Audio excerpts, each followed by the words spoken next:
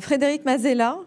Je vous invite à me rejoindre en tribune pour nous faire bénéficier de votre regard pionnier en matière de business model durable.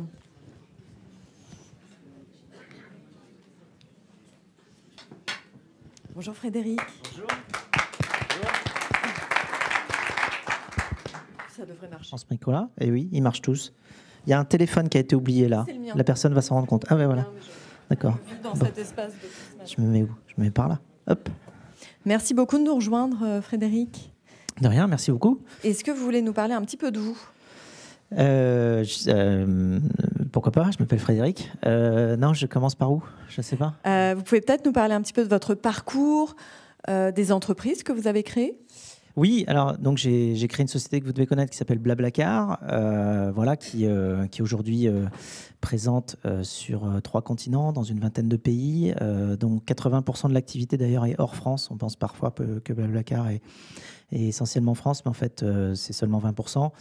Et c'est 100 millions de personnes qui utilisent la solution de covoiturage et de bus que l'on déploie dans tous nos pays aujourd'hui. Voilà, donc ça c'est une première chose. Avant ça, je suis plutôt scientifique de base. J'ai fait beaucoup d'études en sciences. Alors d'abord plutôt en physique. J'avais fait Normal Sup en physique, rue d'Ulm. Ensuite, je suis parti aux États-Unis faire de l'informatique. J'étais à Stanford pour faire un master d'informatique là-bas. Ce qui m'a donné le goût justement de l'informatique, qui m'avait permis de coder initialement la première version de Blablacar. Voilà. Ensuite, comme j'étais très technique et que je ne savais pas trop comment fonctionnait une entreprise, je suis allé faire un MBA à l'INSEAD, donc j'ai complété, j'ai fait pas mal d'études du coup, ce qui m'a permis de construire un projet qui, in fine, fonctionne très bien. Et y compris à l'échelle mondiale, ce qui n'est pas toujours facile pour une start-up qui démarre en France de réussir à s'étendre comme ça à l'international. Nous, on l'a fait très très vite parce qu'on avait justement cette appréhension-là est d'ailleurs nécessaire dans le domaine de la tech, surtout du digital, d'aller chercher vite beaucoup de volume, sinon on n'arrive pas à avoir assez de moyens pour innover.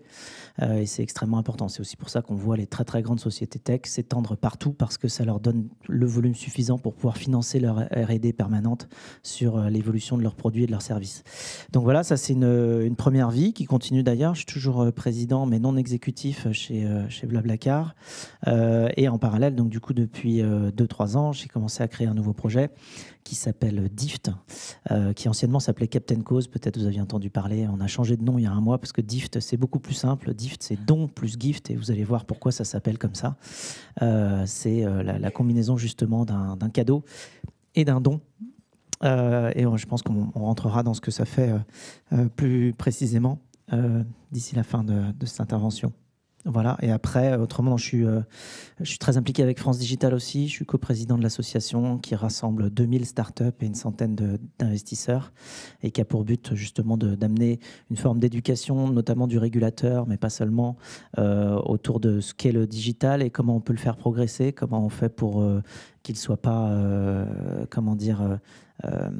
victime de balles perdues, de changements de certaines lois qui ne voient pas forcément le digital toujours dans leur viseur, et qui du coup émettent des choses qui peuvent être très déstabilisantes pour nous, sachant que si on parle France ou Europe, on a quand même un retard tech très très important par rapport à d'autres zones géographiques que sont les États-Unis et la Chine notamment, et qu'on a besoin de pas mal se réveiller et innover. Sur l'intelligence artificielle, on est en train de se rattraper, mais il y a quand même par ailleurs pas mal de choses sur lesquelles on doit avancer beaucoup, y compris au niveau des financements. On a des ressources, on a des gens excellents en tech en France et en Europe, mais on n'a pas forcément toujours assez de moyens investis dessus par rapport à l'enjeu que ça représente pour la suite.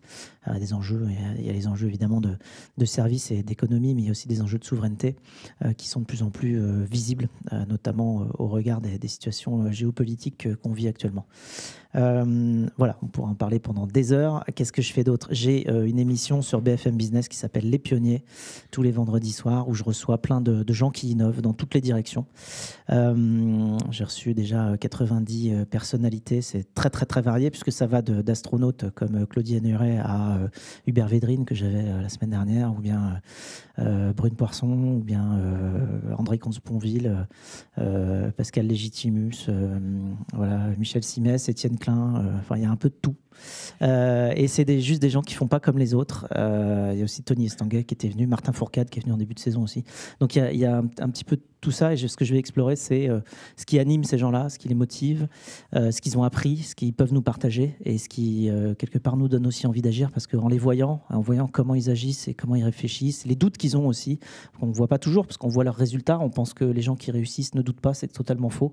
Je pense que justement, très souvent, ceux qui réussissent sont ceux qui doutent le plus, et qui, par contre, trouvent l'énergie pour surmonter ces doutes-là et agir. Voilà. Et autrement, en parallèle de ça, je suis aussi au board de quelques sociétés.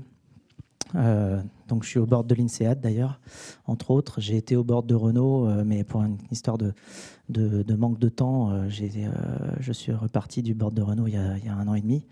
Et puis je suis au board d'une petite start-up au UK qui lutte contre le gaspillage alimentaire. Voilà, je crois que c'est à peu près tout. C'est déjà pas mal, merci. Alors, pour ne citer que Blablacar et Dift, on a plutôt affaire à des entreprises qui ont en tout cas dans leur ADN la durabilité ancrée vraiment dans leur ADN. Aujourd'hui, vous incarnez une forme d'entrepreneuriat à impact. Selon vous, quelle est la place des entreprises dans la transition environnementale ? Je pense qu'elle est centrale. Alors, il y a entreprise et puis il y a aussi innovation. Mais déjà, peut-être pour répondre à une question qui est derrière la vôtre, qui est peut-être pourquoi est-ce que moi j'ai décidé de m'investir sur ces projets-là, c'est qu'en fait je ne sais pas faire autrement. C'est-à-dire que créer une boîte c'est tellement compliqué, c'est-à-dire qu'il y a tellement d'obstacles que si on n'a pas une motivation qui dépasse très largement tous les obstacles qu'on a sur le terrain, je pense qu'il y a un moment, enfin en tout cas moi, je pense que je m'arrêterai devant un obstacle, quoi. Il y a un moment, j'y arriverai plus. Alors que quand j'ai une mission, quand j'ai une vision, quand j'ai une envie de changer les choses, ça m'aide à relever un peu tous les défis, à trouver les chemins pour passer devant n'importe quel obstacle sur ma route, que ce soit au-dessus, en dessous, à gauche, à droite ou au travers quand ça passe pas. Mais en tout cas, on y arrive quand même à passer. Et ça, c'est extrêmement important. Enfin, la mission, la vision, pour moi, c'est ce qui me redonne du courage avec un sommeil suffisant aussi, parce que très souvent j'ai remarqué que quand je commence à déprimer, c'est que j'ai pas assez dormi. Donc ma recette principale à ce moment-là, c'est d'aller dormir. Non, c'est vrai, c'est un remède tout bête, mais ça marche. Voilà, donc moi c'est ça qui me motive, et c'est vrai que quand je me suis demandé ce que je pouvais faire d'autre après Blablacar, je me suis exactement retrouvé dans cette situation-là, à me dire mais qu'est-ce qui va être suffisamment motivant pour me donner l'énergie d'une part, comme je le disais, de surmonter tous les obstacles, mais d'autre part, encore de manière plus prosaïque et concrète, qu'est-ce qui va me donner l'envie de me lever le matin et de me dire je vais faire un truc qui me motive, parce que sinon j'arriverai même plus à me motiver. Donc là la mission pour moi elle est extrêmement importante, et donc effectivement ça donne naissance à des sociétés qu'on peut appeler aujourd'hui Impact by Design, c'est-à-dire que Blablacar ça permet d'éviter l'émission de plus de 2 millions de tonnes de CO2 par an. Alors 2 millions de tonnes de CO2 par an, pour vous donner une idée, c'est plus que l'intégralité des émissions de CO2 du trafic routier d'une ville comme Paris chaque année. C'est 3% des émissions du parc automobile français qu'on permet de réduire. Alors c'est les impacts mondiaux de Blablacar qui permettent de réduire de 3%, l'équivalent 3% les émissions de CO2 du parc automobile français. Mais bon, c'est déjà ça. Alors quand on lit, je ne sais pas si vous avez lu ce bouquin qui est à la fois déprimant et inspirant, qui est How to Avoid a Climate Disaster de Bill Gates. Donc c'est comment éviter un désastre climatique, où il explique tout simplement que de toute façon il va falloir qu'on change la manière avec laquelle on fait à peu près tout, et qu'il faudrait juste arrêter de mettre 1 gramme de CO2 dans l'atmosphère aujourd'hui. Et bien voilà, on se dit qu'il faudrait faire plus que 3% d'économie dessus, sur ces émissions-là. Il faudrait en faire 99%, mais bon, voilà, il y a encore des voitures vides. Pourtant, voilà, je fais ce que je peux. Mais on remplit pas mal de place, mais pas tout. Voilà, et donc ça donne des sociétés Impact by Design qui reposent sur la technologie. Moi, ma vision, c'est d'utiliser au maximum la technologie, évidemment au service de l'humain, mais aussi au service de l'impact, et évidemment pas l'inverse. Donc ça, c'est aussi une manière de, quelque part, rester en contrôle aussi face à ces nouvelles technologies qui parfois peuvent faire peur aussi avec des avancées décisives sur certains domaines. Je pense à l'IA qui est un formidable outil et en même temps qui fait un peu peur. Bah oui, c'est un changement de paradigme. Il faut s'y faire, ça va être très secouant pour tout le monde. En revanche, voilà, si on garde notre vision d'utiliser la technologie pour faire mieux, on reste bien. Et si on se met à l'inverse à se dire que la technologie va nous gouverner, là, on peut vite déprimer et c'est pas la bonne solution. Voilà, donc il y en a de plus en plus des sociétés à impact, y compris et même surtout dans l'écosystème français.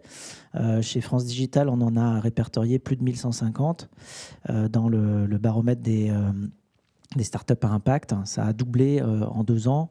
Donc il y a de plus en plus d'entrepreneurs qui vont chercher des solutions à impact, qui vont être motivés, j'ai envie de dire, par le même feu que ce qui m'anime moi, hein, c'est-à-dire se dire qu'on va utiliser tout ce qui est à notre disposition pour essayer de trouver des solutions malines par rapport à tous les malheurs dont on peut nous parler tous les jours dans les médias, notamment, mais pas que. Il y a aussi des malheurs qu'on ne voit pas.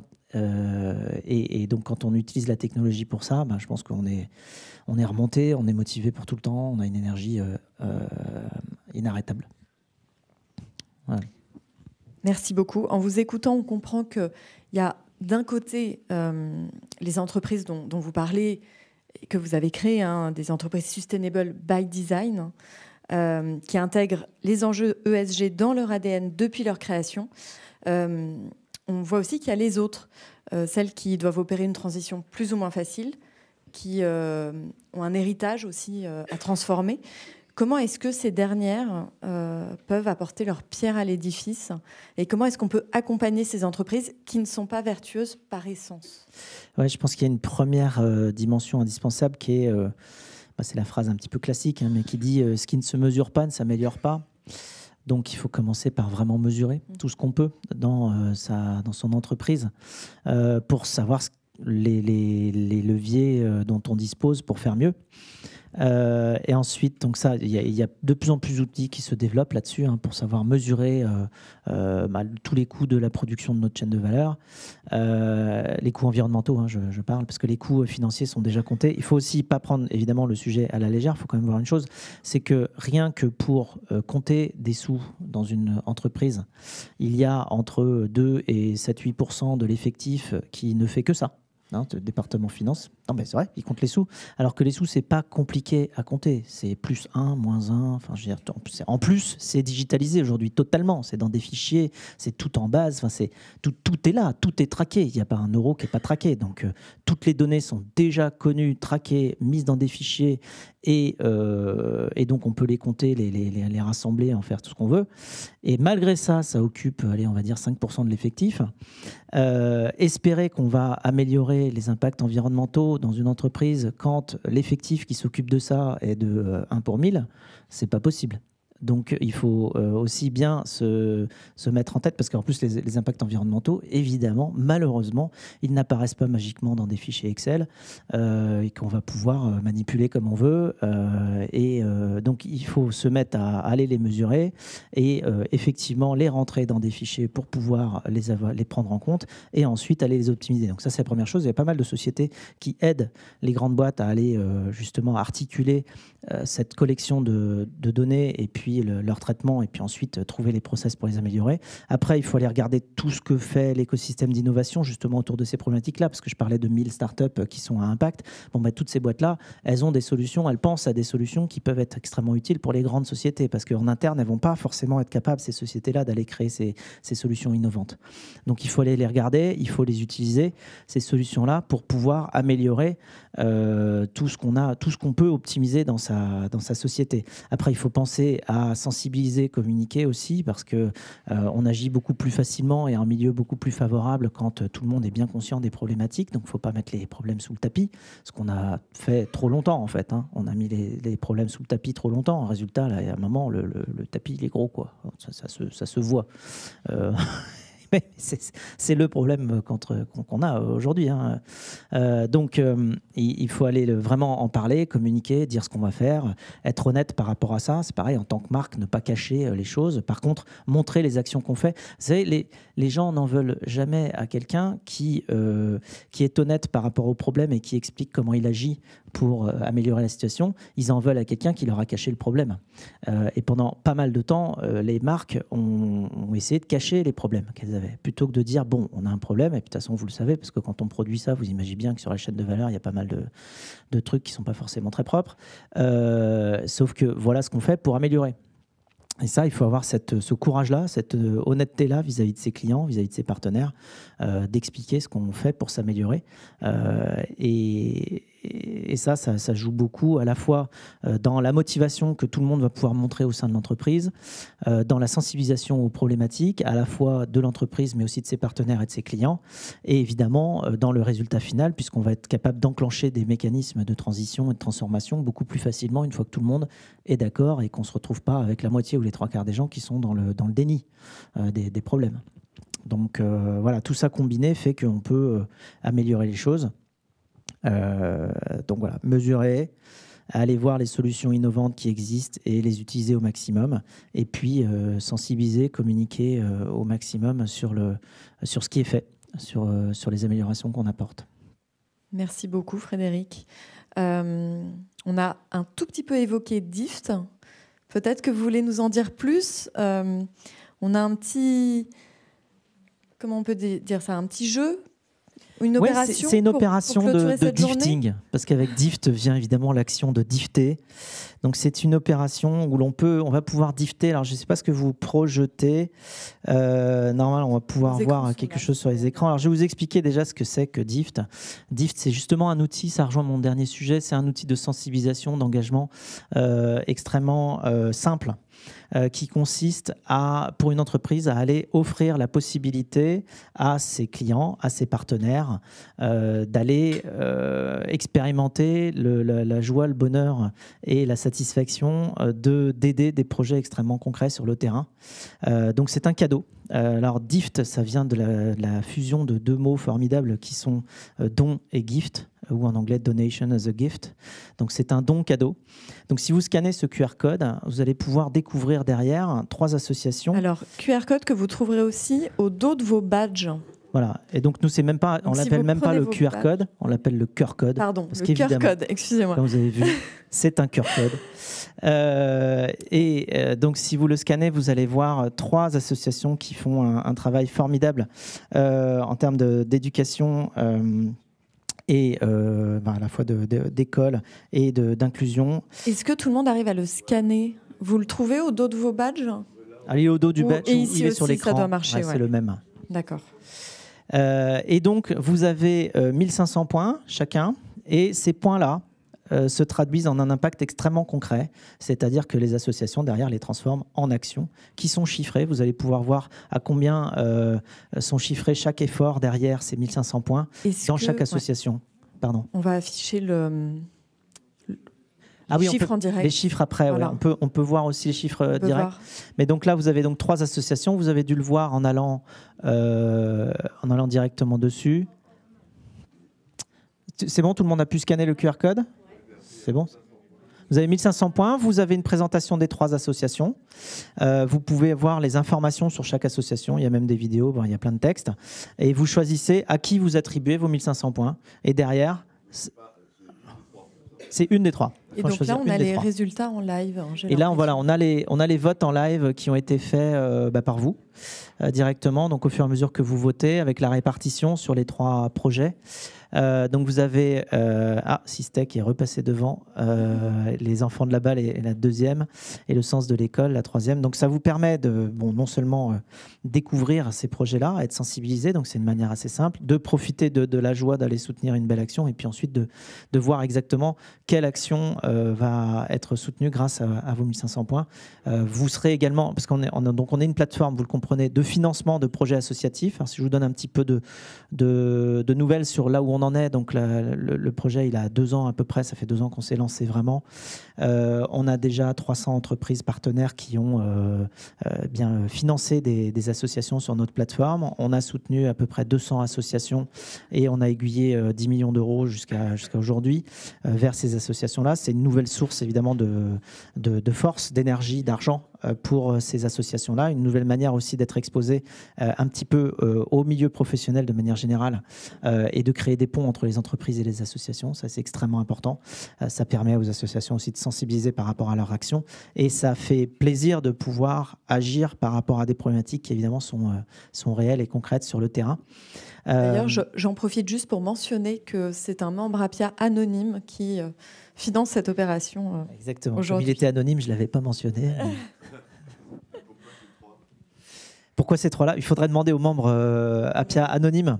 Mais ça va, et du coup, ce membre Appia anonyme ne sera plus anonyme. Non, en fait, le principe il est extrêmement simple et sain. C'est-à-dire qu'on choisit ce qui nous tient à cœur. Voilà. Donc, ces 3 associations-là ont été choisies parce qu'elles correspondent au chantier, aux valeurs que la personne a envie de mettre en avant. Et de la même manière, une entreprise, quand elle fait une opération de DIFT, elle va choisir les thématiques qui correspondent à sa marque ou qui lui sont propres et pousser des associations. Ça peut être 2, 3, 5, 10. Généralement, on conseille de ne pas en mettre trop parce qu'on est un petit peu perdu quand on a 10 associations à soutenir. On a envie de les soutenir toutes. C'est un petit peu gênant. Enfin, c'est gênant dans le bon sens, hein, mais donc... et donc ça permet à la marque de se positionner, ça permet d'offrir, ça permet d'avoir un lien émotionnel spécifique avec ses clients et ses partenaires. En période de fin d'année, évidemment, c'est très utilisé. Là, en ce moment, sur DIFT, on a plein de demandes de boîtes qui nous disent on va remplacer les cadeaux d'affaires de fin d'année par des DIFT parce que ça a beaucoup plus de sens. En plus, c'est totalement digital, c'est immédiat, c'est même de la relation accrue en communication puisque la personne qui reçoit le DIFT, généralement, laisse un commentaire en disant merci Patrick, merci Anne-Claire, j'ai pu soutenir tel projet parce que pour moi c'est important de retirer du plastique des océans, de ramener du bonheur dans les hôpitaux pour enfants, de favoriser l'inclusion par le sport, de favoriser je ne sais quoi. Et donc ça crée un canal de communication entre les entreprises et leurs clients et leurs partenaires qui est nouveau, qui est basé sur l'émotion et qui ramène quelque part l'humain dans justement tous nos échanges professionnels. Donc c'est un peu la volonté de ce projet-là aussi d'aller changer notre perception de la manière avec laquelle on peut aider sur le terrain et concrètement de sensibiliser pour aller plus loin que simplement constater les problèmes et aussi véritablement avoir des équipes sur le terrain qui ont des moyens pour agir. Et alors, d'un point de vue plateformique et la raison pour laquelle le projet fonctionne, ce qui se passe, c'est que pour les associations, on est extrêmement... évidemment, elles nous adorent, hein, parce qu'on est une nouvelle source de financement, mais en plus, on est une nouvelle source de financement qui leur demande beaucoup, beaucoup moins d'efforts que tous les autres. Vous savez, il y a beaucoup d'associations qui passent jusqu'à la moitié de leur temps à essayer de lever des fonds. Je ne sais pas si vous êtes impliqués dans des associations, mais vous devez connaître le problème. Eh bien, nous, ce qu'on fait, c'est qu'une fois qu'on les a sélectionnés sur notre plateforme, sur des critères de gouvernance, d'audit, et de suivi d'impact extrêmement important, puisque si on est capable de chiffrer les impacts ici, c'est parce que ces associations-là nous garantissent qu'elles savent suivre qu'avec 10 €, elles font tant, avec 50, elles font tant, avec 150, elles font tant. Donc on suit bien ces impacts-là, ces indicateurs. Et bien, en faisant de cette manière-là, on optimise et on booste beaucoup l'activité des associations puisqu'on leur permet d'avoir des moyens pour leur mission, tout en contrôlant évidemment qu'elles font le meilleur travail possible, sans leur demander du temps additionnel pour aller lever des sous. Elles sont sur notre plateforme. Nous, on fait ce travail-là parce qu'auprès des marques, auprès des entreprises, évidemment, on est l'interface qui permet que les entreprises s'investissent dans le programme. Et donc, on a tout type de clients, hein, ça va des cabinets de conseil de 5 personnes aux boîtes du CAC 40. On a dans les grands partenaires, on a Accor, FDJ, BNP, Renault. Toutes ces boîtes-là sont très engagées auprès de DIFT. Elles l'utilisent de différentes manières. Avec Accor, ils l'utilisent dans le programme All, Accor Live Limitless, je ne sais pas si vous connaissez, qui est le programme de fidélité d'Accor, où en fait on permet aux 70 millions de membres du programme de fidélité de transformer leurs points de fidélité en dons à des assos. Alors ça cartonne. cartonne, parce que les gens adorent. Et puis en plus, on peut même lancer des opérations en réactivité par rapport aux événements. On l'avait fait pour le tremblement de terre au Maroc, on l'a fait pour Valence, là aussi, évidemment, les catastrophes à Valence de ces dernières semaines. Donc ça permet de mobiliser la communauté et puis de financer effectivement des actions sur le terrain en allant chercher les points de fidélité pour accord. Après, sur FDJ, on a fait autre chose, un nouveau jeu qu'on a sorti récemment qui s'appelle Mission Nature, sur lequel il y a une partie de l'argent des tickets de loto qui est reversé directement à une grande cagnotte qui sert à la préservation de la biodiversité. Donc il y a 20 projets qui ont été sélectionnés par l'OFB, l'Office français de la biodiversité, et qui ont reçu sur l'édition de l'année dernière plus de 7 millions d'euros. Cette année, on espère faire encore mieux. Donc ça commence à être assez significatif. On arrive à aiguiller des fonds vers des vrais projets qui changent la donne, en ancrant quelque part le lien entre le monde économique et le monde associatif dans les habitudes générales d'un petit peu tout le monde pour recréer ces ponts de communication et puis cette nouvelle force. J'ai vu qu'il y avait des personnes qui voulaient poser des questions. Oui, il y a des... On va vous passer un micro, monsieur.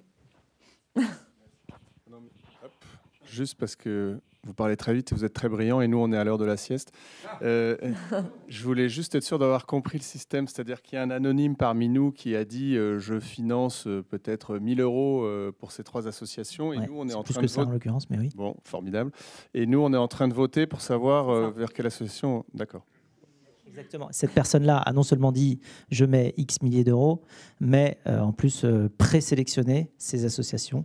Ensuite, par contre, le pourcentage de répartition, alors là, il se trouve que c'est presque un tiers, ça mais bouge encore, dépend de vos votes à vous. Voilà. Et donc, de la même manière, une marque fait cela avec ses clients. En fin d'année, c'est très pratique parce qu'évidemment, c'est tout digital. Bon, je peux vous faire tout le tableau par rapport à des cadeaux traditionnels, ce que ça apporte. Hein. Ce n'est pas un objet physique, il ne faut pas le transporter, il n'y a pas de logistique et tout est utilisé à meilleur escient. Ça crée un nouveau canal de communication. Et vous disiez, Frédéric, comment vous sélectionnez vos associations ? Alors, on a un comité d'impact dans lequel on a plusieurs personnes. Il y a Brune Poisson, Abdelali Al-Badawi et puis Tara Zetermini notamment, et puis aussi Max Tillet-Duboulet qui sont au comité d'impact avec nous. Après, on a construit notre grille de sélection des associations avec IDEAS, qui est l'Institut des experts comptables qui vérifie et audite les associations pour qu'elles justement soient le plus carrées possible. Et puis, on a une quinzaine de critères, comme je disais tout à l'heure, qui repose sur analyse de la gouvernance, l'audit, j'en ai parlé, suivi des indicateurs d'impact. Donc on a vraiment une approche où, évidemment, on a beaucoup d'associations qui veulent rentrer sur le portail. On est sélectif, on est de plus en plus sélectif, parce qu'on croit beaucoup au fait que ce qu'on apporte comme valeur aux associations nous permet aussi d'être assez exigeants sur l'efficacité, la rentabilité des euros qu'on leur permet d'acquérir de cette manière-là. Oui.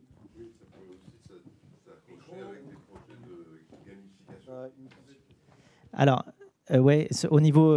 merci. Non, c'était juste pour dire que ça pouvait aussi s'accrocher au projet de gamification qui se développe de plus en plus. Moi, j'en finance une, justement. Donc, parce que ça peut être aussi un levier. Oui, alors ça, c'est ce qu'on développe exactement à peu près maintenant. C'est-à-dire qu'on vient de lancer le compte DIFT personnel qui permet notamment d'afficher l'impact qu'on a. Donc là, vous, typiquement, vous venez d'allouer des points, donc de l'argent, à un certain projet. Donc vous avez votre compteur d'impact qui a commencé à monter. Et après, à plein d'occasions, que ce soit, comme je vous dis, quand vous recevez des cadeaux d'entreprise, mais autrement, qui sont convertis du coup en DIFT, ou bien quand vous faites une cagnotte d'anniversaire, ou bien quand vous faites je ne sais quoi, ou bien quand vous offrez un DIFT à vos proches à Noël, où vous en recevez, vous allez avoir votre indicateur d'impact qui monte sur votre compte DIFT, qui vous permet de, quelque part, avoir une cartographie de votre impact en dehors de vos intérêts personnels, évidemment, puisque là, on parle de bien commun. Et tout cela s'est poussé aussi par un phénomène sociétal que peut-être vous connaissez, mais qui se mesure, puisque ce qui ne se mesure pas ne s'améliore pas. Mais donc, ça se mesure, c'est l'attente des Français par rapport au soutien au bien commun de la part des marques. Et en 15 ans, c'est passé de 35% à 89%. Aujourd'hui, vous avez 89% des Français qui s'attendent à ce que les marques s'impliquent pour le bien commun. La raison étant qu'on a tous compris que les problématiques, notamment changement climatique et les conséquences sociétales qui en découlent, sont immenses, grandes et puissantes, et qu'il y a un report naturel qui se fait en tant qu'individu en se disant, bon, bah, pour agir face à ces grands problèmes, il faut que ce soit des grands acteurs qui s'en occupent, parce que moi, à mon échelle, ce n'est pas 5, 10 ou 50 euros qui vont changer quelque chose. En revanche, les grands acteurs peuvent agir. Et donc, il y a ce report qui est fait. D'autant plus qu'on vit une période dans laquelle la confiance qu'on peut avoir en des entités qui devraient résoudre ces problèmes-là, notamment les administrations, les États, les gouvernements, n'est pas au plus haut. Et que voilà, enfin, on sort de la COP 29 avec des conclusions qui sont proches de celles qu'on aurait pu avoir à la COP 1, à savoir le Nord doit aider le Sud. Donc on ne sait pas trop, enfin je ne sais pas si on aura une COP 129 un jour, mais on se dit, bon, bah, je ne sais pas, ça sert à quoi toutes ces réunions, les choses ne changent pas. Oui, il n'y aura peut-être pas de COP 129, justement, on n'arrivera pas jusque-là. Il y aura peut-être une COP 30, mais bon. Donc le report, il se fait, les individus se disent, bon, les marques passent leur temps à nous expliquer ce qu'elles sont grandes, puissantes et internationales. Bon, ben, on a un problème qui est grand, puissant et international à résoudre. Agissez, quoi. Et donc cette pression-là fait que les dirigeants se retrouvent avec une équation parfois difficile à résoudre, qui est avec 2 boutons rouges, si vous voulez. Il y a un bouton rouge qui est celui de l'inaction, c'est ne rien faire, et l'autre bouton qui est faire quelque chose et se prendre un boomerang dans la tête de la part des clients ou plus général de l'opinion publique, disant c'est pas ça qu'il faut faire, il faut faire autre chose. Et donc ça pousse en fait à l'inaction de la part des marques qui savent pas trop comment aller agir dans une direction ou une autre. Et nous, ce qu'on offre évidemment, c'est un déblocage de cette situation-là, puisqu'avec Dift, la marque peut aller choisir suffisamment un panel de causes suffisamment large pour dire à ses clients et ses partenaires, moi j'alloue des fonds, vous choisissez ce que l'on peut soutenir ensemble. Et donc c'est vraiment ça qui désamorce complètement cette situation-là et qui nous permet avec les marques d'avancer très très vite aujourd'hui. Merci beaucoup Frédéric. Merci. Merci beaucoup.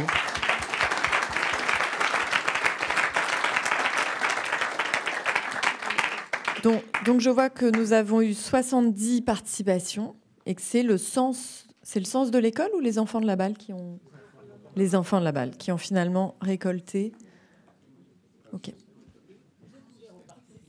Alors oui, justement, là on est ouvert aux particuliers. Vous pouvez faire des Dift entre particuliers, c'est nouveau. On est en train de l'ouvrir, comme je disais, le compte personnel Dift est en train d'être ouvert. On a commencé par les entreprises.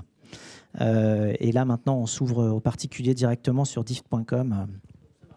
Oui, ça marche si vous voulez faire. Enfin, on est en train d'améliorer l'expérience, elle sera meilleure dans 10 jours. Enfin, je vais pas vous dévoiler toutes les arcanes de notre roadmap produit, mais bon, on est en train d'améliorer le parcours. Ça marche, mais c'est un petit peu difficile. Dans 10 jours, ce sera super rodé, super simple. Ce sera prêt pour Noël, si c'est ça la question. Voilà, c'est ça. Merci.